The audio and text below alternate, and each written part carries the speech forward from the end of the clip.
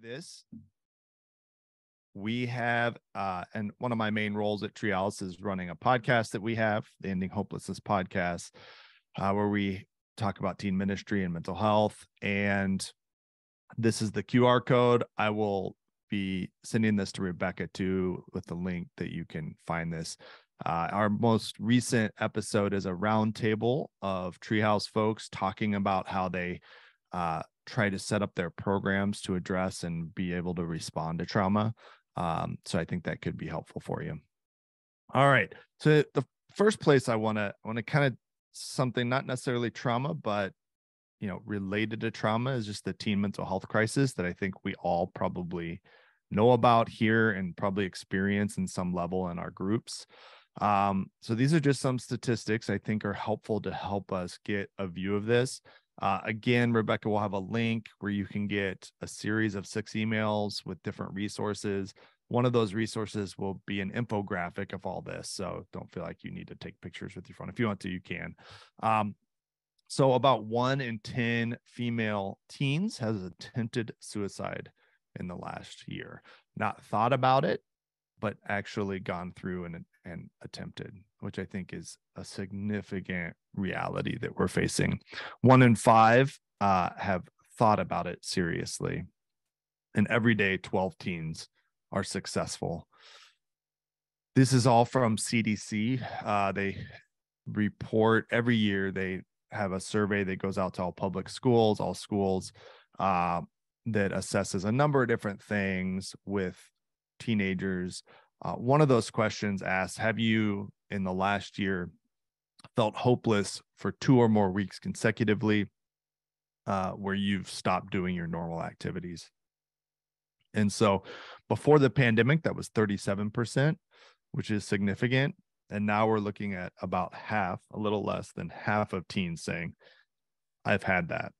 And so doesn't mean that they're facing depression or that they didn't bounce out of it, but I think it's a sign of just where our teen population is headed.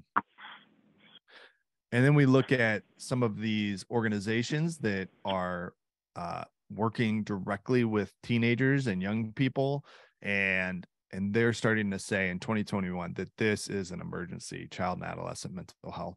That's the Surgeon General, American Academy of Pediatrics, American Academy of Child and Adolescent Psychiatry, and the Children's Hospital Association.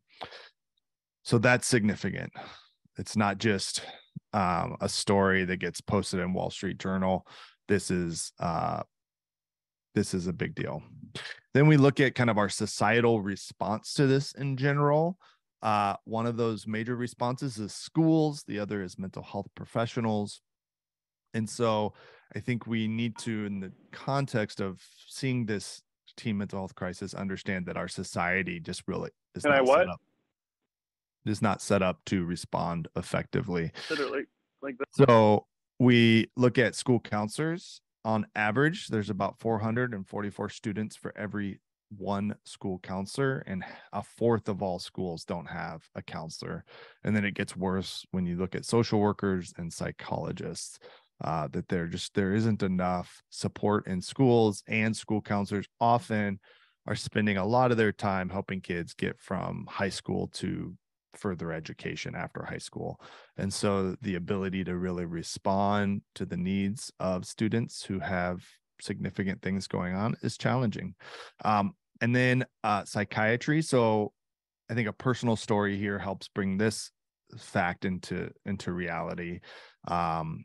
So for every, so 91% of counties throughout the United States has about 17 psychiatrists. And these are the folks who are prescribing meds and being able to assess kids on a deeper level for every 100,000 children.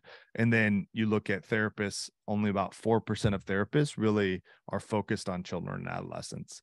So my daughter had some significant anxiety coming out of the pandemic. We would find her during the time where we were doing an at-home school, where she would, we would leave her to do her work. We'd come back, she'd be in bed, lights off, and just kind of falling behind and sleeping all day. And so it began to kind of play out as we came out of the pandemic in relationships and in how she was kind of relating with others. And it was really making and she was having trouble sleeping. And so it was significantly impacting her life. And so we started and I'm a therapist. So, okay, I'm going to jump in. I'm going to try to help find a therapist that takes our insurance, that's affordable for us. And it took us, I think, I want to say 6 months before we found a therapist who had openings that would fit our insurance and be a good fit for my daughter. At the same time, we wanted to get her assessed. So we called a number of places that do assessments with psychiatrists. And it was a year wait for us to get in to be assessed.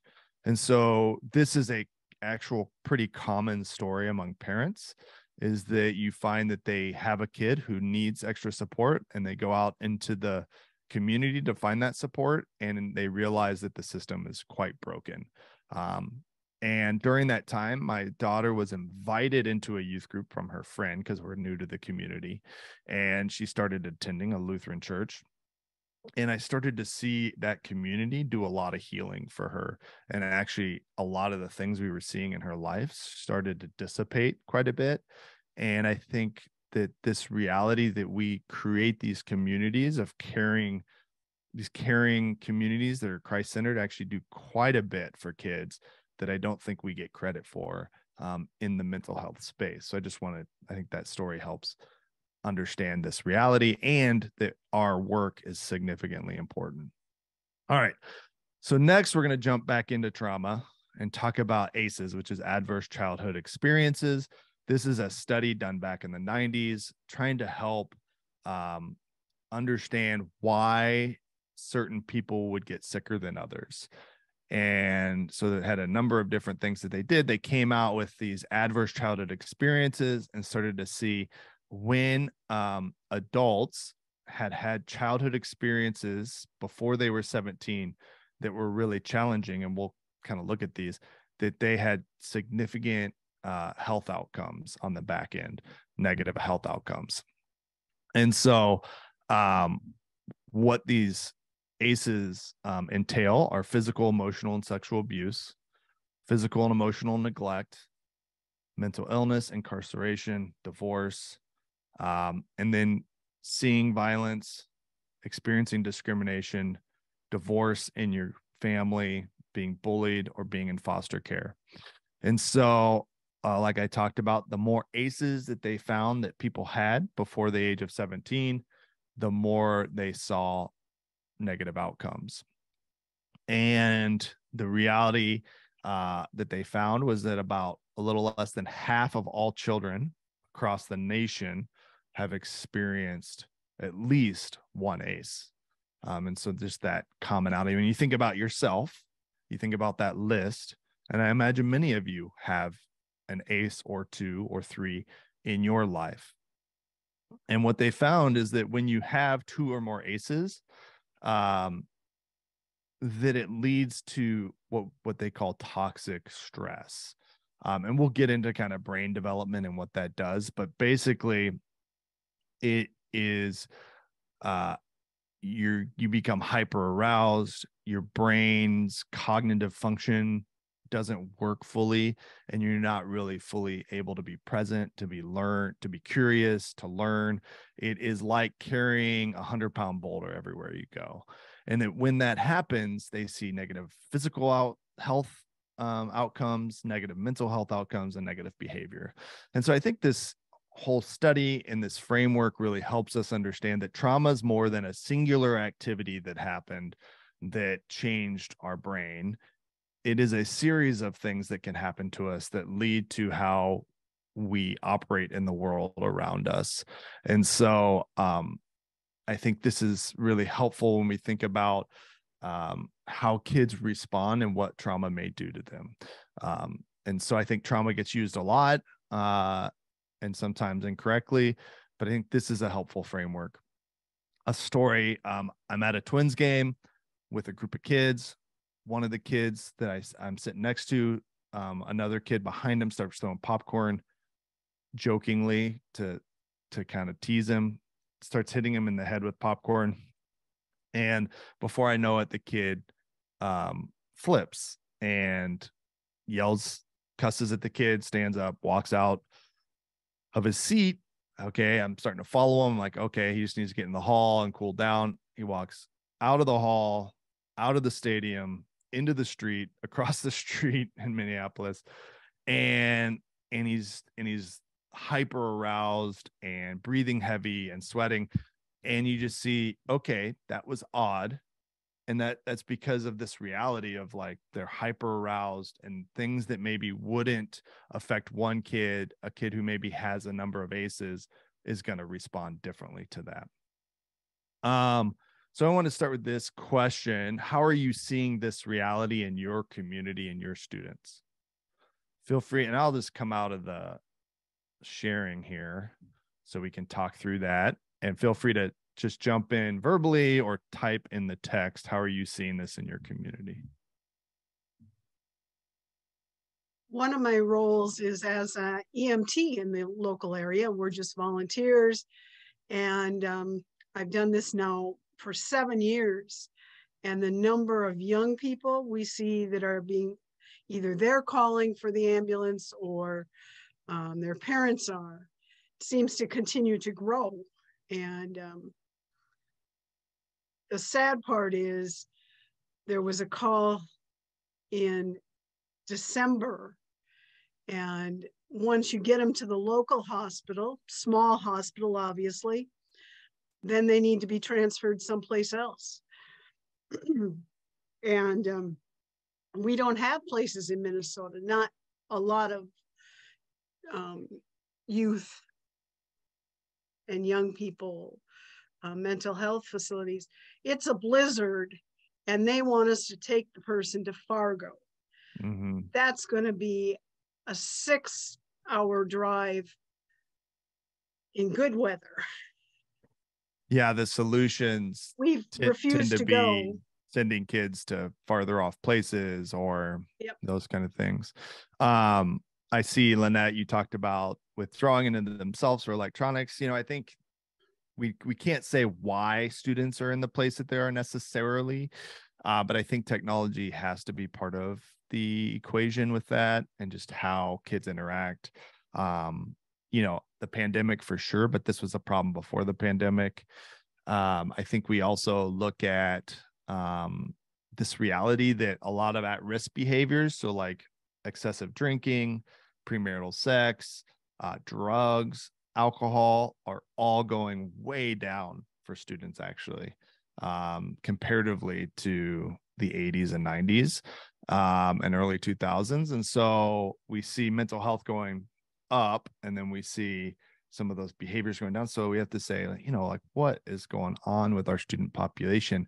And so before, where youth ministry tended to be like, we created a lot of activities and kept kids busy, and that solved a lot of that challenge that we had. Like, now we're faced with, like, they've got a billion things going on. I think that's part of the reality too, is like our communities are just full of activity, and our kids don't have moments to breathe, and school is ever. So anyways, I think that's just a reality. Let's see what else. Anxiety is a big one. I think kids not knowing how to handle that. Yeah. Very good. Anything else? Anyone want to say anything before we move on? And Dr. Edward, physical symptoms. Yep. I think that oftentimes when a kid doesn't know how to process the emotions they're going through, some of their mental health, it comes out in physical realities, hurt stomachs, back, neck, tension, those kind of things. Exactly. Okay. I'm going to go back and share my screen. Again, feel free to just interrupt at any point. Okay.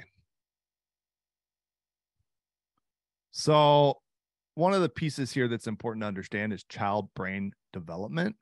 And this reality that when these ACEs or traumatic experiences happen, that it matters at what period. So if it happens to a baby in the first year of their life, that is a significantly more damaging reality than if it happened to me. at 40, right? So my brain has fully developed, my identity, my support system, how I vision myself and the people around me has pretty well developed. Trauma, let's say I'm robbed at gunpoint, or something happens that's traumatic to me, that is going to impact me, but my ability to recover, the longevity of that impact will be minimized. Whereas a child, where your brain is really developing from the bottom up, that you get kind of stuck, and it physically can change your brain, and it's a complete physical change. So it's not one we can see, where if you fall and break your arm, we see that. This is internal, right? And so that's why I think it's really hard for us to know how to treat it sometimes, because a disobedient kid and a kid who has trauma can display similar behaviors. And sometimes I think kids just get labeled, but actually they have a disability. They have a physical disability in their brain. And so when we look at bottom up, we see that bottom brain stem. That's kind of your flight, fight, or freeze mentality. What is to survive. The things that you don't even think about doing are in that brainstem. So when you're breathing, you're blinking, those kind of things. Then you get into your limbic system, which is where you process emotion, and then into your cerebral cortex, where you make decisions, and you can start to look, your frontal cortex, where you're able to make good judgment and think about consequences in the future. And so if you're injured at a young age, you get really stuck into that reptilian kind of brain, and it's hard to develop the emotional regulation and the ability to think clearly. And so this is some work done by Dr. Perry, and he kind of talks about what does a healthy brain look like. And this is kind of just like processing power, right? Is that the brain stem's there, it keeps you safe. Then you start to move into your midbrain, limbic, and cortical space. And so that you see that the majority of your brain functioning really spins up in that emotional and cognitive range, whereas a brain that has experienced trauma is flipped.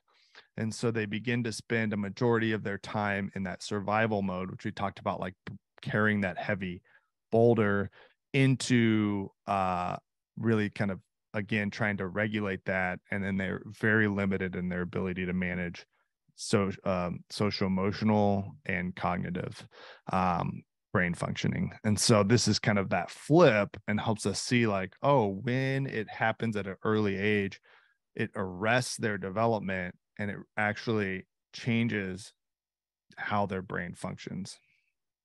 This is a view of what a normal brain of a baby, kind of how it's functioning, and you can see how it's lit up, and there's processing happening. And then here we see that there's a limited that really there is a actual physical change in how their brain functions when abuse has happened as a baby.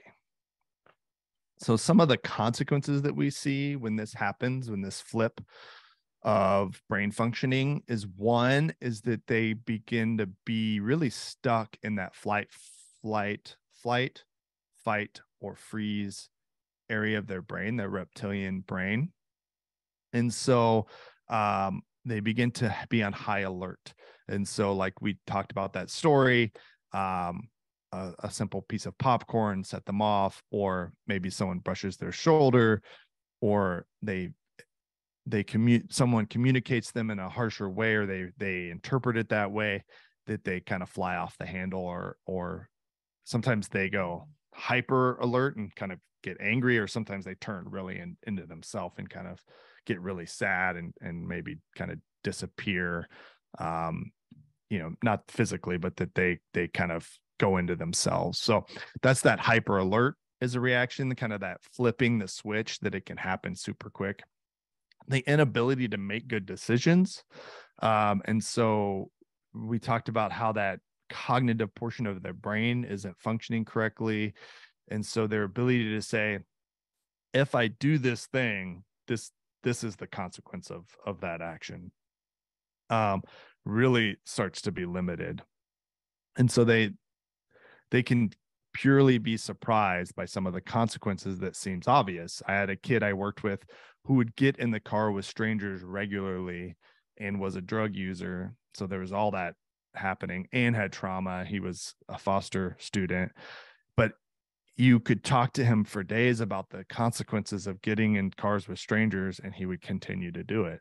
He just didn't have the brain function to understand the real consequences of that reality.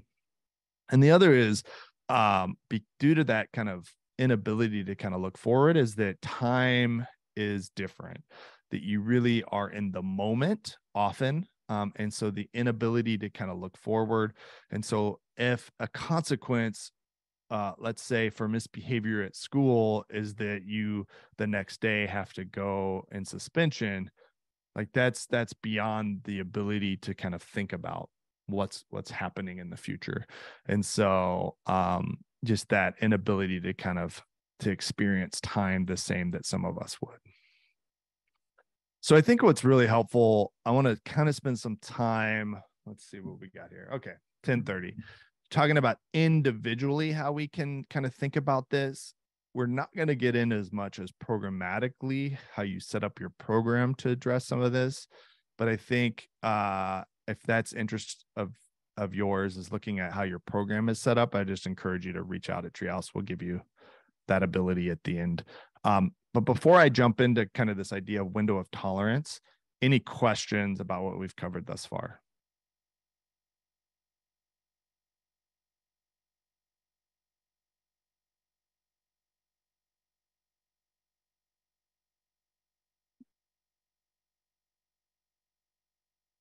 We're good? Tim, it may take me too long to type this out, so quick question.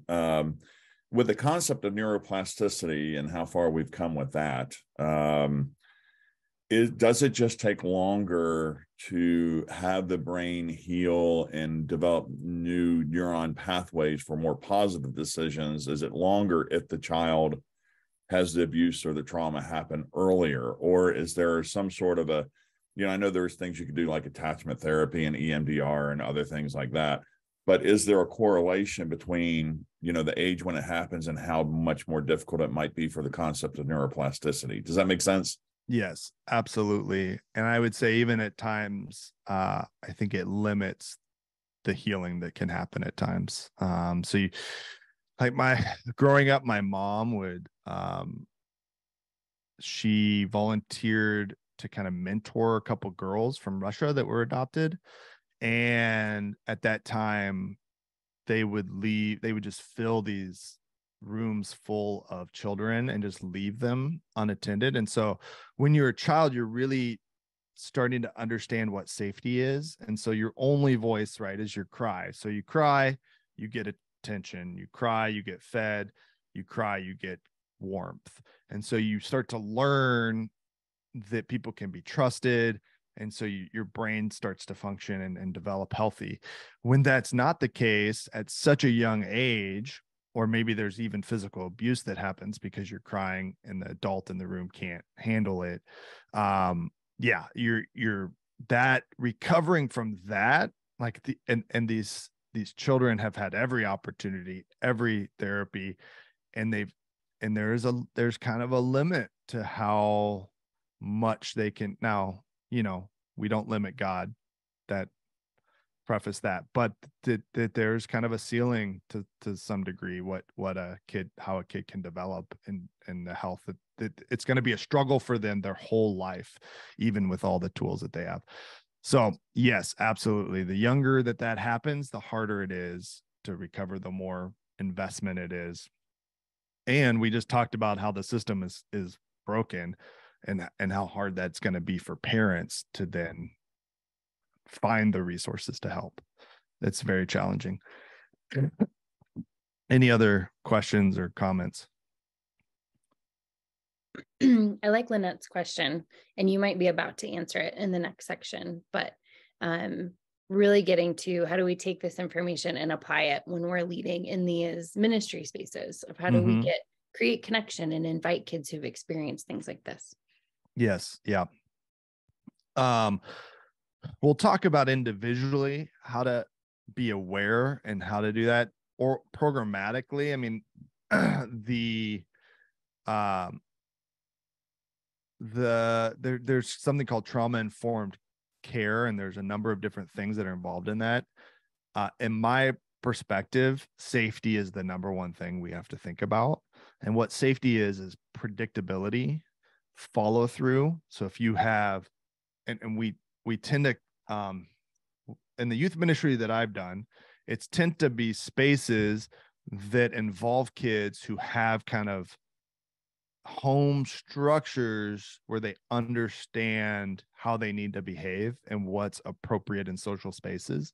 And so we don't give a ton of rules or a ton of expectations to kids because we kind of have this reality. And then when a kid comes in and they don't understand kind of social norms, and they maybe have trauma or something going on in their life and they act out, we haven't set the stage for how to handle that, if that makes sense.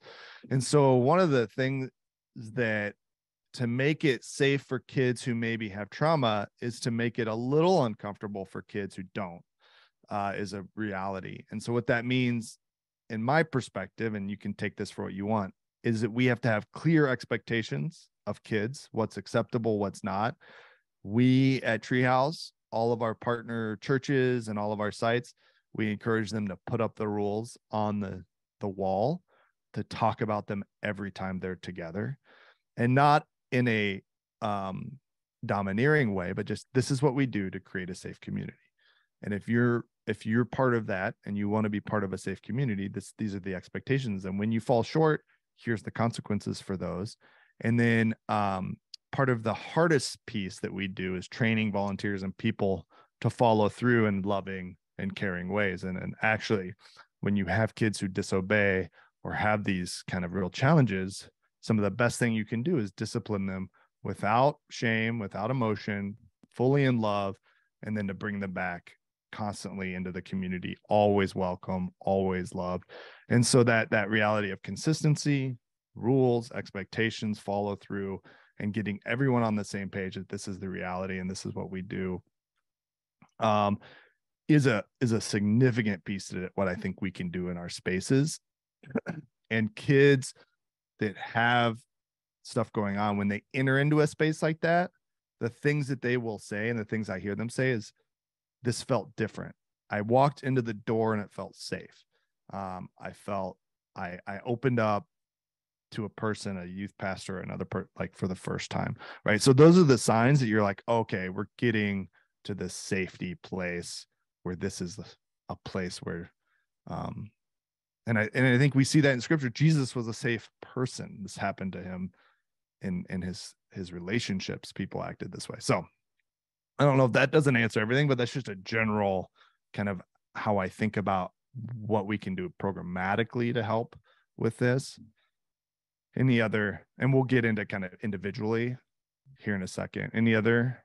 Build relationships should be a priority. Yes, that's huge. I think that's one I missed here, but the relationships you have with kids helps you be able to regulate them when they get dysregulated and get them into that cognitive space, because there's trust that you've built and you're able to help them develop from even as a non-therapist, help them start to develop some of those pathways to into their cognitive brain. And then I think, part of what our job is to then say, this relationship you're experiencing with me that's helping you do this and you feel safe around me is just like Jesus. This is what Jesus does for us. This is, and like, I can't be here forever, but Jesus can, right? So we connect these relationships that we have with kids to a God, to a Christ who's ultimately there. Modeling is huge. Trust-based interracial, TBRI, trust-based relational intervention, is a strategy or a a way of working with kids with trauma, and was built out of the foster care system, out of SMU, and is a great. It's hard to get training in it, and it costs quite a bit, but a lot. They're all over the country, and that can be one, especially if you have kids who are kind of maybe foster students or in the foster care system, or you have kids who've got that TBRI is super helpful. Belonging, yep, is huge. I think that reality, when they walk through the door, they can put that boulder down. That's huge. Like if we can create that kind of space, is a significant. Okay, let's jump in here and talk about individually. Okay. All right. Okay. So I want to first talk about this. I think this is a super helpful framework, from the National Institute for Clinical Application of Behavioral Medicine. There we go. But it's this idea of a window of tolerance. Every one of us has a window of tolerance. And we can think about that as a place where we're not stressed. We don't have hyper emotions. We're not down. But we're in a place where we can be curious, where we can learn, we interact with people in a free way. And that's going to be the place where we grow the most, where we take on new information, where we try new things. And if you've had trauma, that window of tolerance is going to shrink. And so the things that happen to you are going to send you to a hyperarousal state or hypoarousal state more quickly than someone who maybe hasn't experienced trauma, or has more support, or has had a smoother childhood. And so that's I think a helpful reality, is that window of tolerance. And, for all of us in the morning, let's say we're getting up and going to work, and we spill our coffee on ourselves in the car, and then we drop our banana on the floor and it gets dirt all over it. And suddenly this day we were planning for is turning out to be, our window of tolerance can even shrink for each of us as things happen. But we may be able to turn that around and go do our day. Whereas someone who has a really small window of tolerance, they're going to go and lay in their bed, or they're going to act out in an extreme way from that. So hyperarousal is kind of that anger state, overwhelmed, out of control. They can't, the energy is kind of bursting out of them. Hypoarousal is like turning inward, maybe even kind of almost being out of their body experience can happen, especially if there's some trauma and it triggers them. That can be just a state where they for maybe an hour don't even know where they are. But it can also just be they pull a hood over their head and kind of just try to disappear, right? And so that's kind of a good framework for us to think about. And so when we get a kid who's hyper aroused in our program, let's say we're playing a game and suddenly we notice that maybe a kid is in that space. The first thing that we want to try to do is get them away from the space. And so inviting them to come with you and try to maneuver that so that you can interact with them one-on-one. Sometimes that's not possible because they're so aroused that they can't do that. But the first thing we want to try to do is regulate their emotion. And we'll talk more about how we do that. So take them from those red and blue here and move them into that window of tolerance. And once we do that, we get them out of the reptilian brain into the ability to start to have an emotional response. Now they're going to be in touch with their emotions, and we want to just be attuned to that, what that maybe felt like. Wow, that had to be really scary. If a hug is appropriate, depending on kind of the situation you're in. Oftentimes I'm sensitive to the reality that not every kid wants a hug or is appropriate, but just being present with the kid and giving them like your presence is super helpful in that, to relate. And then you finally can get into that kind of, okay, what happened? What were the things that happened up to this? And what did you do afterwards? And how was that helpful? And how was it hurtful? And what could we do next time? That reasoning, cognitive piece of their brain. And so this is the pathway that we take people who are dysregulated. We regulate them, try to get them to calm down their body because they've physically been dysregulated, get them back to that, relate to them emotionally, and then reason with them. So ways that we can start to regulate. One is just breathing. Hey, breathe with me. Repeat my breathing, mirror my breathing, or breathe in for 7 seconds, out for 11 seconds. For little kids, I do this thing where they have to blow out candles, right?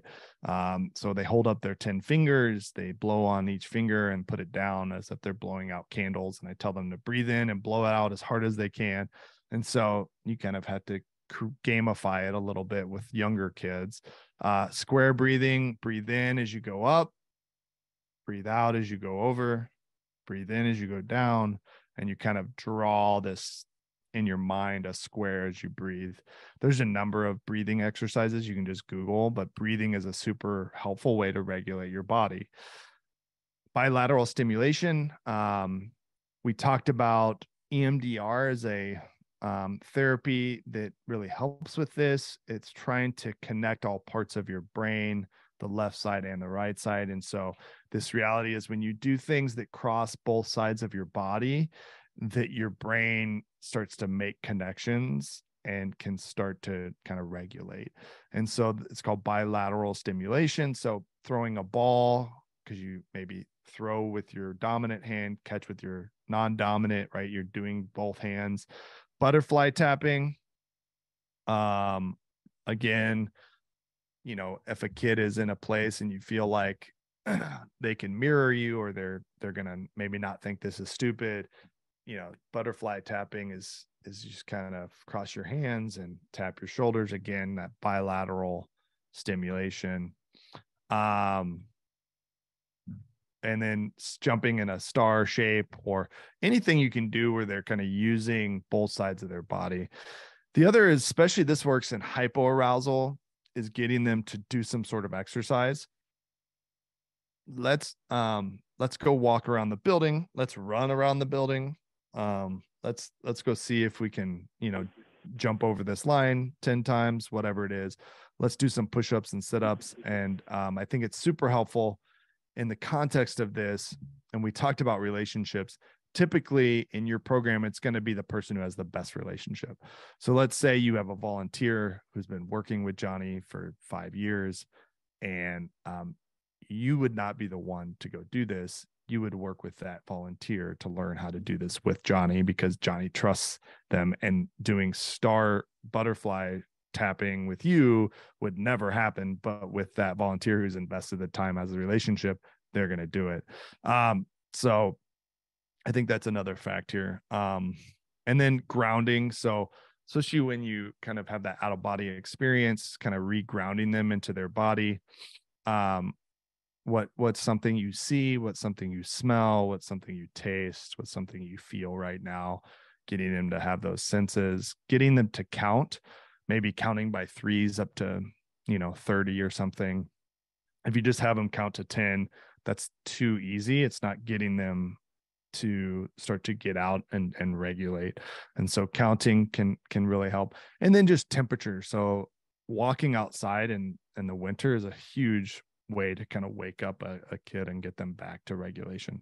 So those are just some ways to re-regulate them. And then you can potentially get them back into the community, right? So you're playing a game, dysregulation happened, you re-regulate them, you feel like they're good, then maybe they can go right back in, or maybe not. You kind of have to make that judgment. And then the other thing I would say, when we look at this model, is that this isn't like sequential immediately, meaning you may get a kid regulated and then they go home with their parents, or you regulate and relate to them and then they go home. then we have to follow up with kids to kind of help them get into that cognitive space and think about what they did and how it impacted them and the people around them. And that sets the stage. So the next time it happens, you can get to that reasoning state more quickly. And so when you do this enough in a safe community, it's amazing how quickly you can re-regulate kids who kind of start to get there, and maybe you can step in and just your presence around them can re-regulate them and they can enter in back into the community. So I want to get into some do's and don'ts here, just I think is kind of just general, as I've been in youth ministry, things we don't always do super well. And it's just helpful for us to know is we kind of have these stories, right, that we'd like to tell about the impact of what our salvation or what Jesus can do in the lives of kids or people. And sometimes those are very like suicide attempts or major accidents, things that sickness, things that happen to people that are really hard and can be triggering. And so I think we have to just say to our kids and be sensitive, maybe, is just say, hey, this is a story about some really hard things. And here are the things that are going to be talked about. If you don't feel like you can listen to that, just want you to know that you can walk out, like we'll meet out in this room over here or something. And that can be hard because peer pressure, and they may not walk out. And so we just maybe want to think about the stories we tell in front of kids. Don't ask kids about trauma or abuse. This is the hard thing, is like we can suspect because maybe we're seeing some of the things we talked about. But we are not, as youth pastors, typically we're not therapists, right? We're not trying to dig into their past and heal them. Oftentimes talking about it can re-trigger and re-injure them, and strip away some of their coping skills that they've developed. And it may not be that great at coping skills, but it's better than nothing for what they have. And so we just have to maybe stick away from that. We can advocate for them to get into care that can help them with that, but we are not that. We can sometimes fall into, and I've done this, is when we get kids who misbehave, is we kind of label them, blame or accuse them as bad kids, or think that, and we just have to see that it's behavior. It's not, doesn't define them. We're not there to diagnose. I think we need to be careful how we touch teens and hug them, and we just need to be asking. And sometimes kids just won't like you, and you maybe won't know why. And that could be how you present yourself, the smell you have, the clothes you wear might be reminding a student of an abuser that they've had, or a bad experience. And so there's nothing you can do to overcome that. And that's okay. And so if you feel that and you're like, man, I've really tried with this kid, but they don't want anything to do with me, we can't force ourselves on kids. I've had trouble with this in my past when I thought it was super cool and every kid would like me no matter what. That's just not the reality sometimes. Okay. So do the opposite side here, give trigger warnings. I think some of our teaching, and I've seen this more and more in youth ministry spaces, is just, let's talk about feelings. Let's talk about anxiety, how we cope. How does Jesus and our faith and scripture help us with this? How does our community help us with building coping skills around this? And understanding that our behavior and the things we do is not our definer, right? It's not our value. And so really making sure that our space is a place, our youth groups are spaces where kids are reminded of their value and their worth, that Jesus sees them that way. And then just being aware of some of the things we've talked about, I think is super helpful. It just gives you a lens, and as best you can help your volunteers and people present within your kids' lives to be aware of some of this stuff. Always ask, give teen choices. I think sometimes when a kid is struggling, we want them to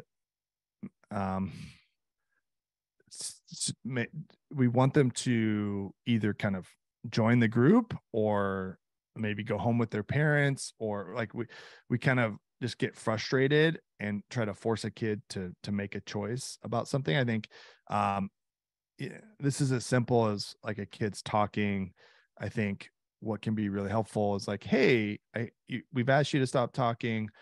We'd like you to move. Can you move to this spot over here or this spot over there?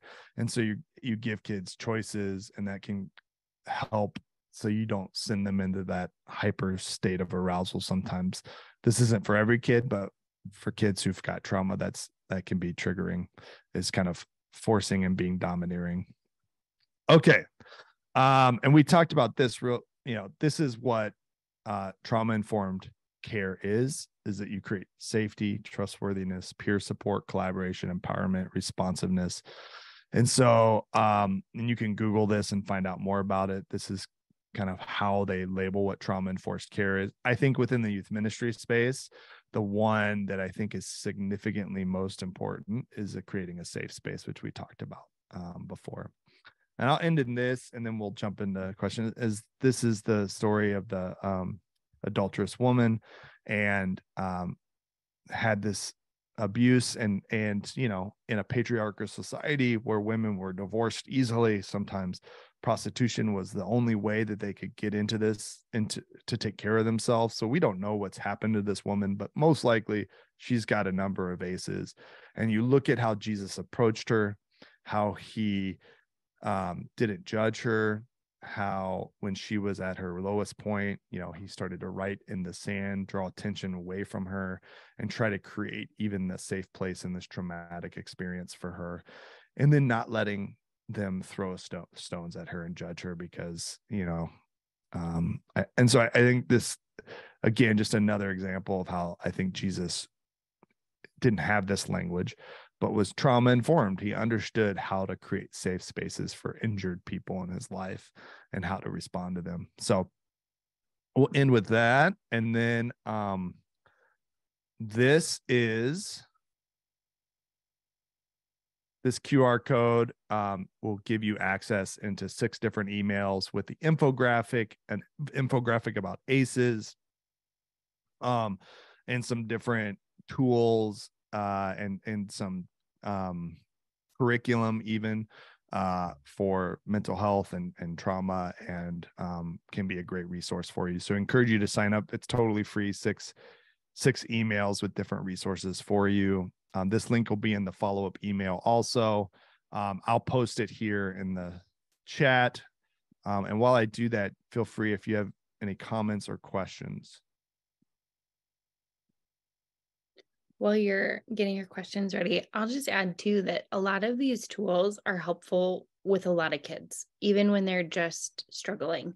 So even if you don't have any inclination that they might have trauma in their past, we have in our house, we have an adopted child and biological children. And so one has experienced trauma, and to my knowledge, the others haven't, but these tools really are helpful with a lot of kids. So I hope it's empowering for you as you're working with all of your students to have some helpful tools when they feel dysregulated and need some help, coming back to regulation. If you have questions, you can pop them in the chat or turn off mute and go ahead and ask them. Take advantage of this time. I'm thankful for Tim's insights, and I hope that you can get some good questions answered.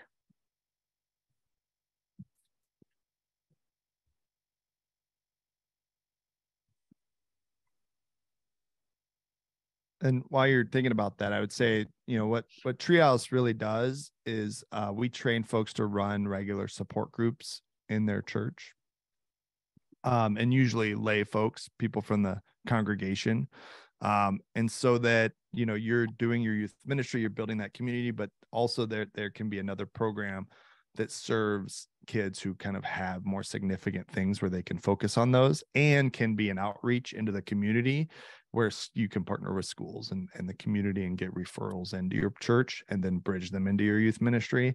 And so that's kind of what we do. And so I'm going to post a link here if you're interested in talking to Treehouse about that too. But any questions or comments from anyone?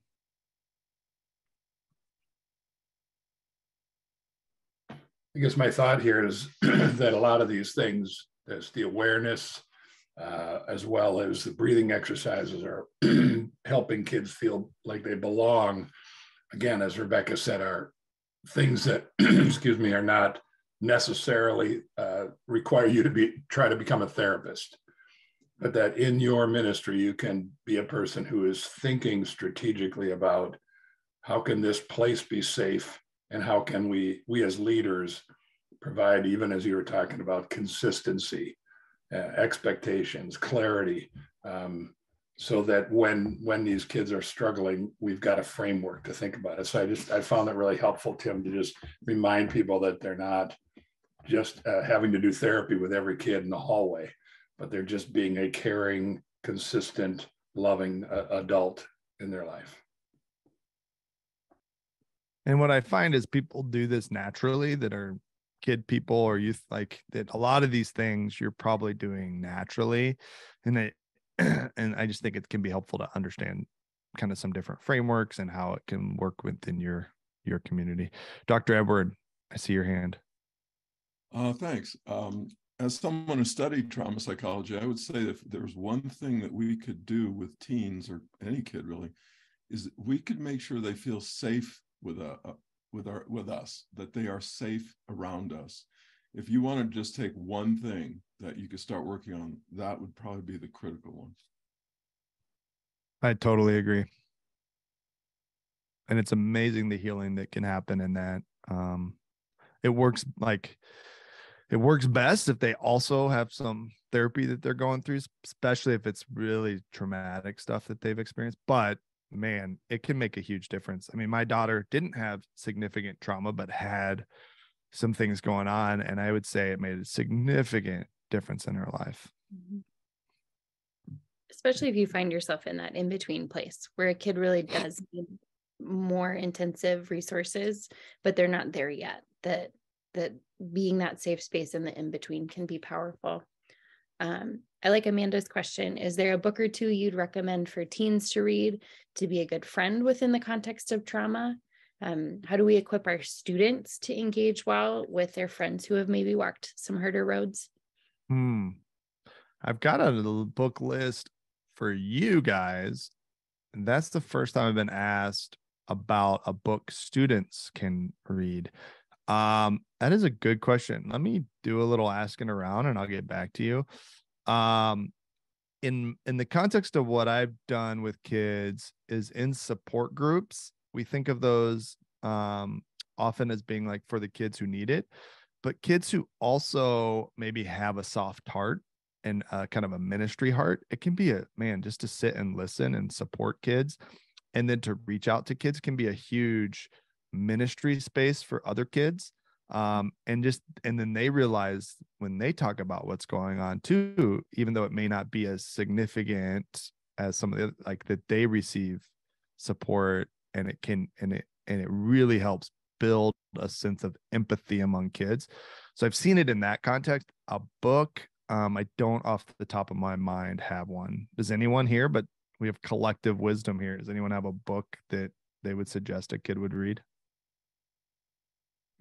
I'm actually getting ready to try to put a group of youth together. I gave away my last youth version of the book, but I appreciate everything that you're saying. I think that mental health is great, but the concern for me, like on my heart, the Lord is leading me towards deliverance and heart healing, because trauma is a gateway for the foothold of the enemy. So there's certainly been times where it is a spiritual issue. So actually there's a youth version of The Bondage Breaker, and it teaches them 7 steps of getting themselves free in Christ, and also leading other students to being able to have that as well. So, I mean, I think counseling and everything's great, but I think we're missing deliverance and heart healing ministries in many churches. And I think they can work together, but it's very much missing.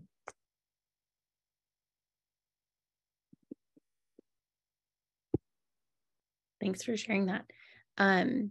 One thing that I found helpful in youth ministry was to create a list of resources for families that might be walking through hard times. So counselors, especially if Christian-based counselors, things like that. So I think all of these ideas to have them ready to go so that you can hand them to a family who's struggling is a really practical thing that we can do in our context to serve these families.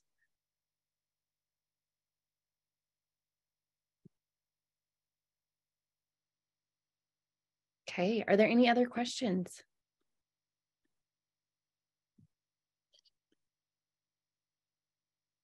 Okay, I'm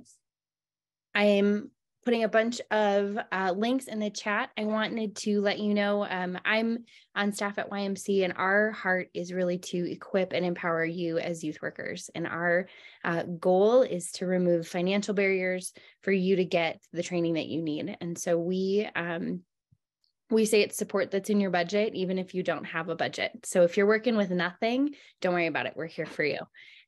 We have our next webinar coming up March 23rd, what every middle school ministry leader needs to know. That'll be with Mark Ostreicher, and we're excited for that conversation. I know everybody loves Marco. Marco will be here next time. Registration is open for that. If you used a code to get this one for free, that code will work on every webinar this year. So don't forget to use the code. And we also have a cohort launching next week in partnership with Fuller Youth Institute. And so we're going to be walking through 7 discipleship principles to become more effective in how we're leading students, making a difference there. We also offer free and reduced coaching. So if you heard things today that you know you want to grow in, that you want someone to walk with you, or you have other goals in your ministry and need support in other areas, we'd love to get you connected to a coach. You can just email me at hello@youthministryconsultants.org, and we'll get you connected to somebody. We don't want you to feel like you're in this journey alone. And the last one is we would just love to hear what you thought of this time together. What topics you'd love to see covered in the future. We want to be able to serve you to the best of our abilities, and your input helps us do that better.